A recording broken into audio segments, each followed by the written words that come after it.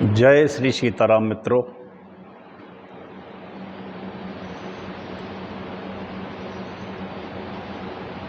श्रद्धालु श्रोता बंधुजन, श्रद्धालु भक्तिमयी माताओं, मातृशक्ति, वंदनीय भक्तजन, वंदनीय भारत माता और वंदनीय हमारी देश की संपूर्ण जनता यानी जनशक्ति, सभी को मैं टीकमगढ़ मध्य प्रदेश से डॉक्टर राजेंद्र मिश्रा प्रणाम करता है। आइए मित्रों, आप सब श्रीमद् देवी भागवत की इस कथामृत का पान करें। श्रीमद् देवी भागवत हमारे 18 पुराणों में 5वें क्रम में आता है। देवी भागवत महापुराण ये हमारे पुराणों में मुकुट के समान है, आभूषण के समान। सत्य तो यह है कि संसार में सर्वशक्तिमान या शक्ति की ही प्रधानता रहती है। चाहे कितने ही पथ हों और चाहे कितने ही मत हों, नाम और रूप ये तो अलग अलग हो सकते हैं, लेकिन वास्तविक स्वरूप उसका जो शक्ति का है सब में, वो एक ही है सारे ब्रह्मांड में। क्योंकि सारे ब्रह्मांड में शक्ति व्याप्त रहती है मित्रों, याद रखना इस बात का। इसलिए कोई भी धर्म शक्ति से रहित नहीं हो सकता। तो आइए हम उसी महान ब्रह्म शक्ति का, या ये कहें कि ब्रह्म स्वरूपिणी, या जिसको हम कई नामों से जानते हैं, और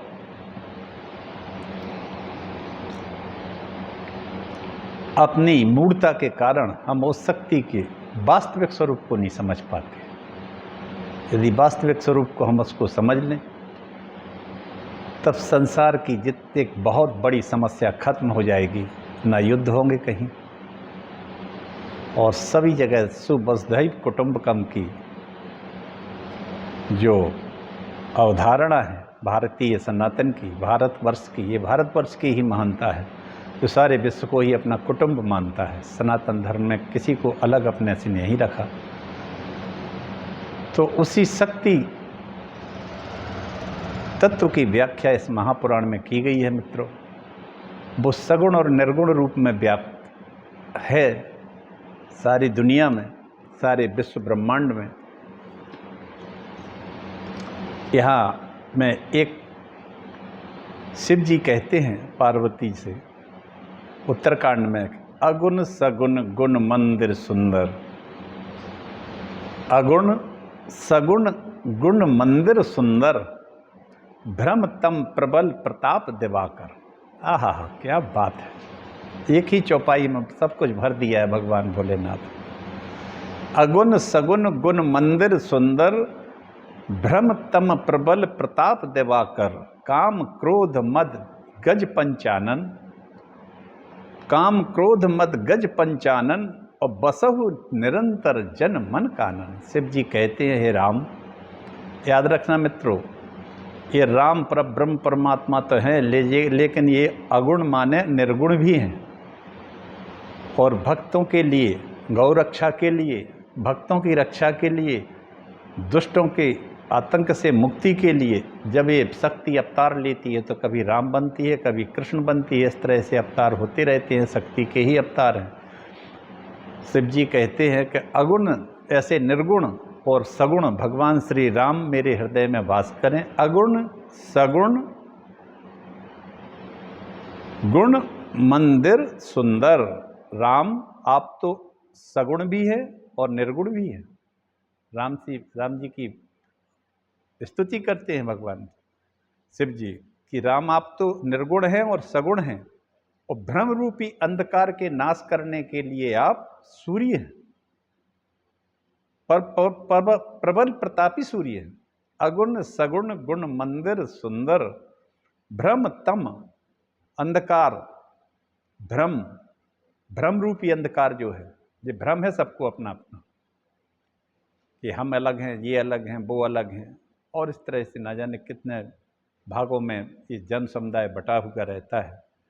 लेकिन इस चौपाई को अगर गौर से पढ़ा जाए कि अगुण सगुण गुण मंदिर सुंदर, भ्रम तम प्रबल प्रताप दिवाकर, और भ्रम रूपी अंधकार को मिटाने के लिए महाप्रतापी सूर्य हैं। काम क्रोध मद गज पंचानन। मित्रों, ये काम क्रोध और लोभ अहंकार ये व्यक्ति का समाज का पतन करते हैं। और ये काम और क्रोध कई रूपों में आ रहा है। कोई शराब पीकर क्रोध कर रहा है और शरीर को बर्बाद कर रहा है, तो कोई गुटखा खा के कर रहा है, कोई अफीम खा के कर रहा है, कोई गांजा पीता है। ना जाने ऐसे कितने कितने तरह के व्यक्ति काम और क्रोध के वशीभूत हो जाते हैं, क्योंकि ये सब तम अत्यंत घोर अंधकार की ओर ले जाते हैं, विनाश की ओर ले जाते हैं। और अल्पायु में ये कभी कभी मृत्यु को भी प्राप्त हो जाते हैं। छोटे छोटे बच्चों में गुटखा खाना देख रहे हैं, शराब पीना देख रहे हैं, इनके लीवर खराब होंगे, किसी की लिम्फ ग्लैंड खराब होंगे, किसी का ब्लड में कैंसर होगा, किसी को कुछ होगा, और होता ही रहेगा और पूरे घर बर्बाद हो जाएगा। डॉक्टर लुटेरे हैं, वो लूट रहे हैं बहुत बुरी तरह से। अभी दमोह में कोई नकली डॉक्टर ने हार्ट का ऑपरेशन कर दिया, वो इलाहाबाद में पकड़ा गया। ना वो डॉक्टर था, ना वो कोई पढ़ा लिखा था। कोई नकली डॉक्टर को कैसे तो उनने मिशन हॉस्पिटल में नौकरी दे दी 8 लाख रुपया पर मंथ पर। अभी मुख्य न्यूज़ पर सभी चैनलों ने बताया, उसका नाम कोई नरेंद्र नाम का कोई यादव था, जो मिशन हॉस्पिटल में इंग्लिश नाम से कोई KM जॉन के नाम से किस नाम से आके हार्ट सर्जन पे नौकरी कर लेता है। और इतना बड़ा फ्रॉड होता है कि 7-8 लोग मर जाते हैं। हार्ट की सर्जरी होती है। अब इसमें एक बात और मैं कहना चाहूँगा मित्रों, आप सब लोग समझें, आप लोग भी लिखें, ये हमारे यहाँ की गलती सरकार की है। यहाँ इतने डॉक्टर नहीं बना रहे हैं, बन ही नहीं रहे हैं इतने। आबादी 1-1.5 अरब के करीब पहुँच रही है, और डॉक्टर हैं गिनती के मेडिकल कॉलेज हैं। अच्छे डॉक्टर बनने के लिए यहाँ अच्छे लड़के भी हैं, लेकिन मेडिकल में दाखिला नहीं मिल पाता है। अच्छे जो एक विद्वता प्राप्त बच्चे हैं, नॉलेज जिनकी अच्छी है, जो अच्छे परसेंटेज है, योग्य हैं, अति योग्य हैं, उनको भी एडमिशन नहीं मिलता है। और उसका कारण ये है कि नकली डॉक्टर गांव-गांव में बैठे हैं, हर जगह बैठ गए। और देश के ना जाने ऐसे कितनी जगह कितने डॉक्टर कहाँ क्या है। एक तो पकड़ा गया है जी अभी, और इनकी सैलरी भी 8 लाख रुपए बताते हैं वहाँ की थी इसकी, ऐसा है। तो काम क्रोध मद गज पंचानन, तो काम क्रोध और मद लोभ के लिए ये इस काम क्रोध लोभ मोह मद रूपी गज हाथी जैसे जे हैं विशाल, इनके लिए नाश करने के लिए हे राम आपका नाम सिंह की तरह है, बसव निरंतर जन मन कानन। ऐसे भगवान श्री राम हमारे हृदय में विराजें, दर्शन दें और हमारे इन शत्रुओं का नाश करें, काम का, क्रोध का, लोभ का, मद का। इसी के साथ राम एक शक्ति के अवतार थे प्रभु श्री राम। सीता उनकी शक्ति थी, सीता उनसे अलग नहीं थी। राम रावण के जो चरित्र रामायण में कहा गया है, ये तो ये केवल उनका लोक कल्याण के लिए उनका रामचरित हुआ है। सत्य तो ये है कि सीता और राम एक ही है। तो चलिए अब हम उसी शक्ति की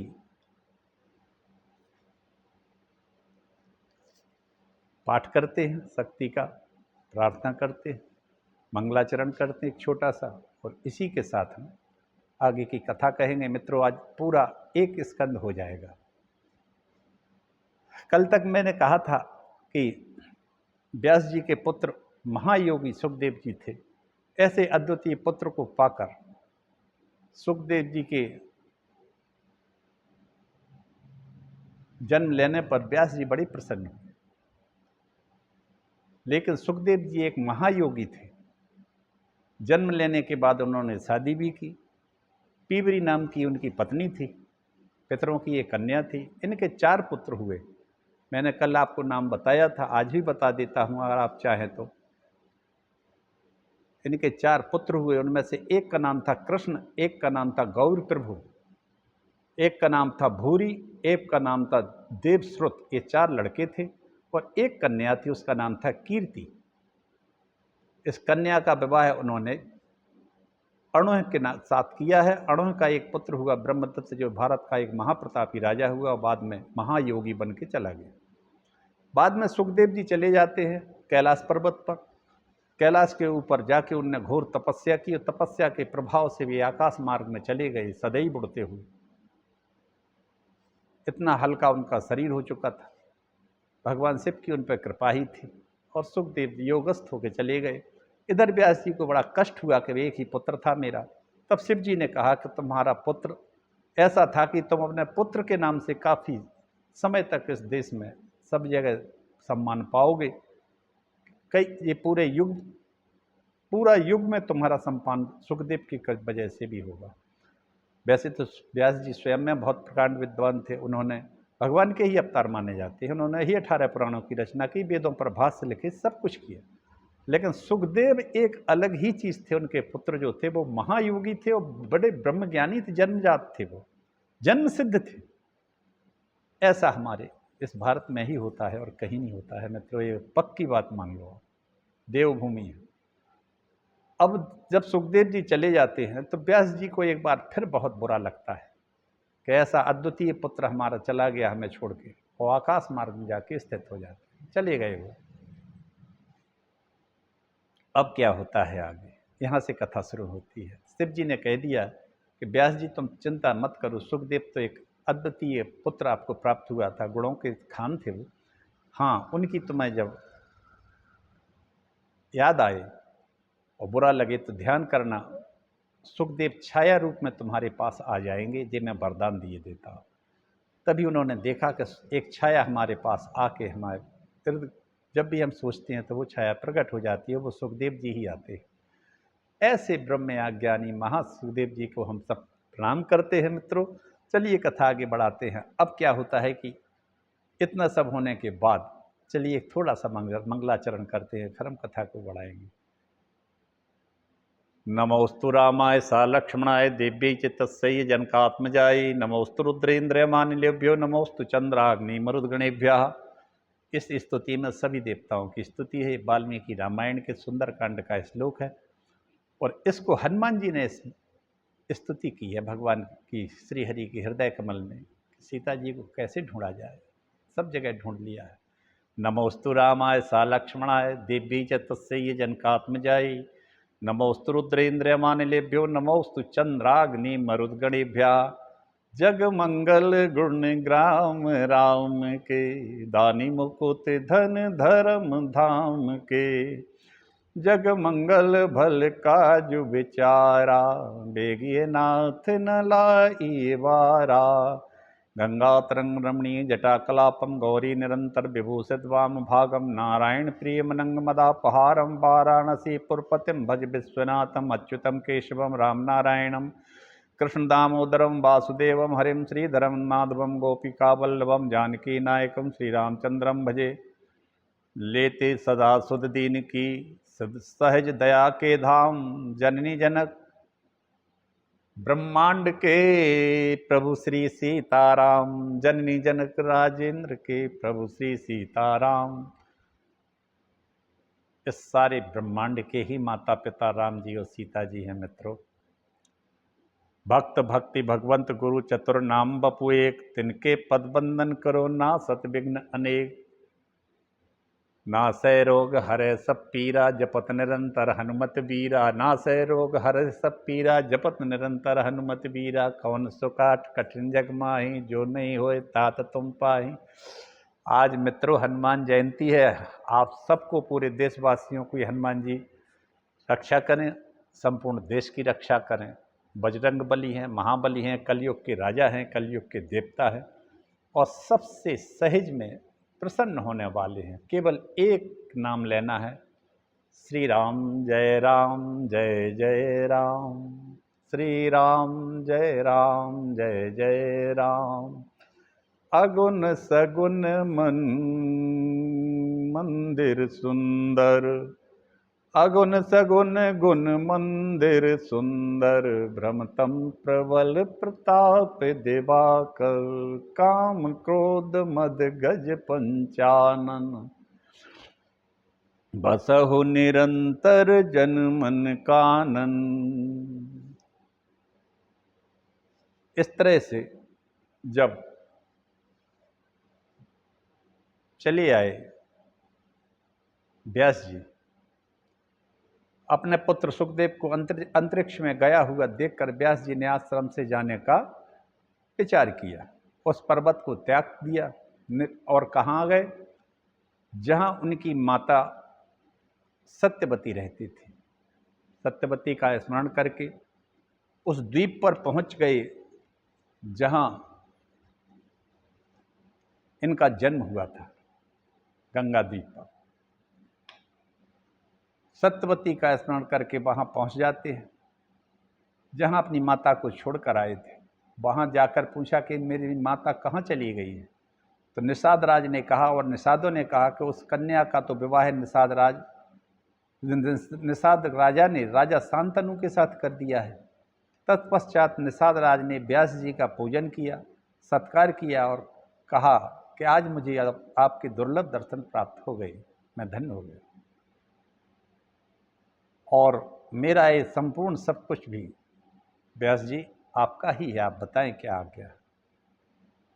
सत्यवत्या सुतौ जातौ शांतनोर्मितद्युते, मत्वा तौ भ्रातरौ व्यासा सुख माम बने स्थितः। अपूर्व तेजस्वी महाराज शांतनु के यहाँ सत्यवती के गर्भ से 2 पुत्र उत्पन्न हुए। उन दोनों को अपना भाई मानकर व्यास जी प्रसन्न हो गए। उनमें से पहले पुत्र का नाम था चित्रांगद और दूसरे पुत्र का नाम था विचित्रवीर्य। इनकी माँ जो सत्यवती थीं, इनकी शादी राजा शांतनु से हो जाती। शांतनु राजा के यहाँ सत्यवती के गर्भ से 2 पुत्र होते हैं, एक का नाम चित्रांगद था, एक का नाम था विचित्रवीर्य। राजा शांतनु ने अपने पुत्र चित्रांगद को, जो महाबलिष्ठ था, उसको राजा बना दिया। चित्रांगद बलिष्ठ तो था लेकिन उद्दंड भी था। एक बात मैं बताऊं आपको, थोड़ा उद्दंड था, इसका महाभारत में भी आया है वर्णन। और वो उद्दंडता अपने बल पराक्रम और शक्ति और राजा होने के कारण था। तो वो राजा भी था इस देश का। एक बार वो चला जाता है और जंगल में वहाँ आकेट करता रहता है। वहाँ उसकी भेंट अनायास गंधर्व लोक से आए हुए कुछ गंधर्वों से हो गई। उसमें चित्रांगद नाम का एक गंधर्व भी था। दोनों का एक ही नाम था। उसने एक दूसरे से परिचय हुआ तो उसने कहा मैं चित्रांगद हूँ, उसने कहा मैं भी चित्रांगद हूँ। उसने कहा कि तुम कौन हो? तो इनने अपना परिचय दिया कि मैं भारत का राजा हूँ, तुम मेरे राज्य में आए हो हमसे बगैर पूछे। वो कहता है कि मैं गंधर्व लोक से आया हूँ, गंधर्व किसी से नहीं पूछते। दोनों में युद्ध होता है। युद्ध लगातार 3 वर्षों तक चलता रहता है, कोई पराजित नहीं होता है। लेकिन 3 वर्ष लगातार युद्ध करने के बाद चित्रांगद जो था, ये राजा शांतनु का लड़का, ये कमजोर पड़ने लगता है और चित्रांगद गंधर्व के द्वारा मारा जाता है। इस तरह से चित्रांगद का अंत हो जाता है। अब चित्रांगद के बाद इसका जो भाई विचित्रवीर्य था उसको राजा बनाया जाता है। वो राजा बन जाता है। जे आगे की पीढ़ी चले इसके लिए माँ चिंतित हो जाती है। वो कहती है कि इसकी शादी करो। अब क्या था कि राजा शांतनु के यहाँ एक पुत्र और था, उनका नाम था गंगा पुत्र भीष्म। ये गंगा पुत्र थे। इन्होंने ये सबसे बड़े थे, बलवान थे, वीरवान थे, बुद्धिमान थे और इच्छा मृत्यु का इनको वरदान था। और ये अजय योद्धा थे, इनको कोई जीत नहीं सकता था युद्ध में। और सबसे बड़ी बात है कि महर्षि परशुराम जी के शिष्य थे। परशुराम ने इनको युद्ध विद्या सिखाई थी, इन्हें द्रोणाचार्य को और कर्ण को। और तीनों अपने अपने क्षेत्र में अद्वितीय थे। राजा शांतनु के मरने के बाद सत्यवती ने भीष्म से कहा कि तुम राजगद्दी पर बैठ जाओ, राज्य संभालो। भीष्म ने कह दिया कि मैं तो राजा नहीं बन सकता हूं, क्योंकि मैं पहले ही प्रतिज्ञा ले चुका हूं कि जब महाराज की विवाह हुआ था आपसे, तब मैंने कह दिया कि मैं ना शादी करूंगा ना राज्य लूंगा, इसलिए मैं तो नहीं कर सकता हूं। इसलिए विचित्रवीर्य की शादी के लिए मैं कन्या खोजता हूं। और ये काशीराज की 3 कन्याएं जो वरण के लिए तैयार थीं शादी के लिए, तीनों को ले आए। उनमें से एक लड़की जो थी बड़ी, वो साल्व से प्रेम करती थी। उसने कह दिया कि मैं मुझे साल्व को मैंने वरण कर लिया है। तो गंगा पुत्र भीष्म ने कहा कि स्वेच्छापूर्वक गंगा पुत्र भीष्म ने कहा कि तुम जा सकती हो। वह साल्व के पास गई, लेकिन साल्व ने कह दिया कि अब मैं तुम्हारा वर्ण नहीं कर सकता हूं। तब भीष्म के पास पुनः वो आ जाती है, कहती है भीष्म तुमने मुझे हरण किया है, लिया है हमारे यहाँ से। तो भीष्म कहते हैं कि अगर साल्व तुमसे शादी नहीं करता है तो तुम अपने पिता के यहाँ काशी चली जाओ। अब वो अंबिका जो थी वो नहीं जाती है, अंबा।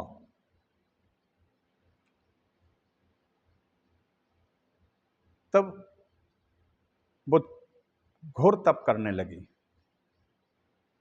और अंबिका और अंबालिका विचित्रवीर्य की रानियां बन गई। अंबिका और अंबालिका ये दोनों बहनें तो ब्याह दी गई विचित्रवीर्य को, और अंबा जो थी वो तपस्या करने चली गई। इस प्रकार पूरे 9 वर्षों तक विचित्रवीर्य क्रीड़ा करते रहे अपनी दोनों पत्नियों के साथ। अब यहाँ फिर एक बात आती है, पत्नियां 2 थी, राजा एक था विचित्रवीर्य। 2 पत्नियों के साथ 9 वर्ष तक वो कामासक्त होकर क्रीड़ा करता रहा।